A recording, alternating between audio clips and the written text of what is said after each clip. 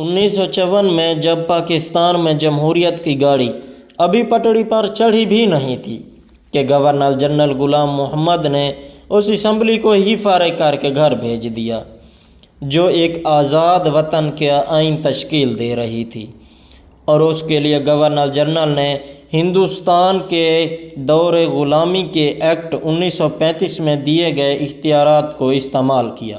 لیکن اس وقت پاکستان کی جمہوریت کی پٹڑی پر ڈالنے کے لیے عملی کوشش اس برطرف اسمبلی کے اسپیکر مولوی تمیز الدین نے کی۔ انہوں نے اسمبلی توڑنے کے فیصلے کے خلاف سندھ ہائی کورٹ کا دروازہ کھٹکھٹایا اور درخواست کی کہ گورنر جنرل کے فیصلے کو مسترد کیا جائے، کیونکہ پاکستان ایک آزاد اور خود مختار ملک ہے جسے دور غلامی کے ایکٹ کے تحت نہیں چلایا جا سکتا۔ سندھ ہائی کورٹ نے اسمبلی بحال کر دی۔ عارضی طور پر جمہوریت کی جیت ہوئی اور امید پیدا ہوئی کہ پاکستان جمہوری پٹڑی پر آگے بڑھے گا، لیکن یہ امید اس وقت دم توڑ گئی جب سپریم کورٹ کے چیف جسٹس محمد منیر نے سندھ کا فیصلہ ہی کالعدم قرار دے دیا۔ سپریم کورٹ کے چیف جسٹس اور ساتھی ججز نے فیصلے میں 1935 کے ایکٹ کے تحت گورنر جنرل کے اقتدام کو درست قرار دیا۔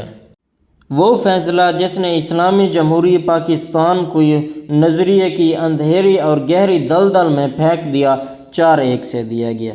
جن ججز نے گورنر جنرل کے اسمبلی توڑنے کے عمل کو درست قرار دیا وہ تھے جسٹس منیر، جسٹس محمد شریف، جسٹس محمد اکرم اور جسٹس S.A. رحمان، اور وہ ایک جج جنہوں نے ان سب سے اختلاف کیا اور وہ تھے جسٹس ایلون رابرٹ کارنیلیس۔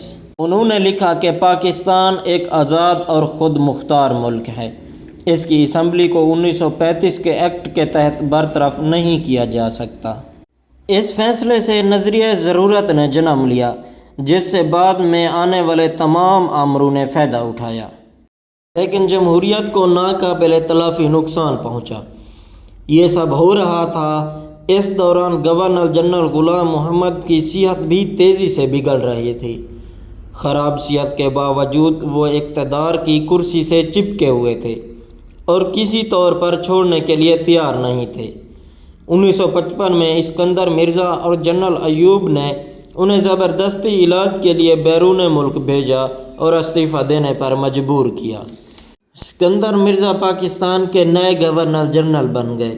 سابق گورنر جنرل غلام محمد جنہیں علاج کے لیے بیرون ملک بھیجا گیا تھا وہ صحت یاب نہ ہو سکے، البتہ 1 سال بعد خالق حقیقی سے جا ملے۔ غلام محمد نے ملک کو تباہی کے جس راستے پر گامزن کیا، نئے گورنر جنرل نے بھی اس میں کوئی کمی نہیں آنے دی۔ انہوں نے آئین کی تیاری میں دلچسپی دکھائی اور نہ مشرقی پاکستان کے خراب ہونے والے حالات کو سنبھالنے کی کوشش کی۔ حالانکہ اسکندر مرزا کا اپنا تعلق مشرقی پاکستان سے تھا۔ ناظرین، سی پیک کا اہم حصہ گوادر پاکستان کا حصہ کیسے بنا اور وہ کون سا حکمران تھا جسے دفن ہونے کے لیے وطن کی مٹی بھی نصیب نہ ہوئی، یہ سب جاننے کے لیے ہمارے چینل کو سبسکرائب کیجیے۔